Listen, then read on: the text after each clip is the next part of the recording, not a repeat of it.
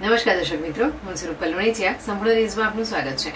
બનાસકાંઠા જિલ્લાના વડગામ તાલુકાની કોદરામ દૂધ મંડળીમાં ₹11 લાખના દૂધની ઘટ સામે આવી છે. આ ઘટ પંખાના વાઇબ્રેશનને કારણે પડી હોવાનો આશ્ચર્યજનક દાવો મંડળી દ્વારા કરવામાં આવ્યો છે.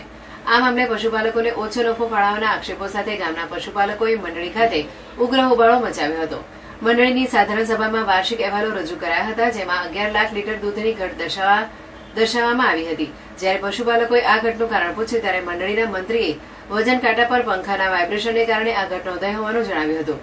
આ ખુલાસાથી પશુપાલકોમાં ભારે રોષ જોવા મળ્યો હતો. આ ઘટના એવા સમયે બની કે જ્યારે એક તરફ એશિયાની સૌથી મોટી બનાસ ડેરીની ચૂંટણી જાહેર થઈ છે.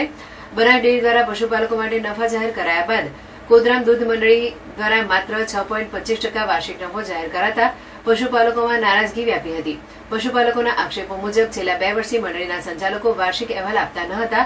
આજે કોદરામ દૂધ મંડળી સામે એકઠા થયેલા પશુપાલકોએ 11 લાખ લીટર દૂધની ઘટ મામલે ભ્રષ્ટાચારના આક્ષેપો કર્યા હતા. તેમણે આ મામલે તટસ્થ તપાસની માંગ કરી છે.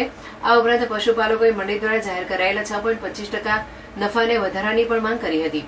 પશુપાલકોએ ચીમકી ઉચ્ચારી છે કે જો આગામી દિવસોમાં દૂધની ઘટ મામલે તટસ્થ તપાસ કરવામાં નહીં આવે તો ઉગ્ર આંદોલન કરવામાં આવશે. એક પંખો ફર્યો અને 11 લાખ લીટર દૂધ ઉડી ગયાનો આ મામલો હાલ જિલ્લામાં ચર્ચાનો વિષય બન્યો છે.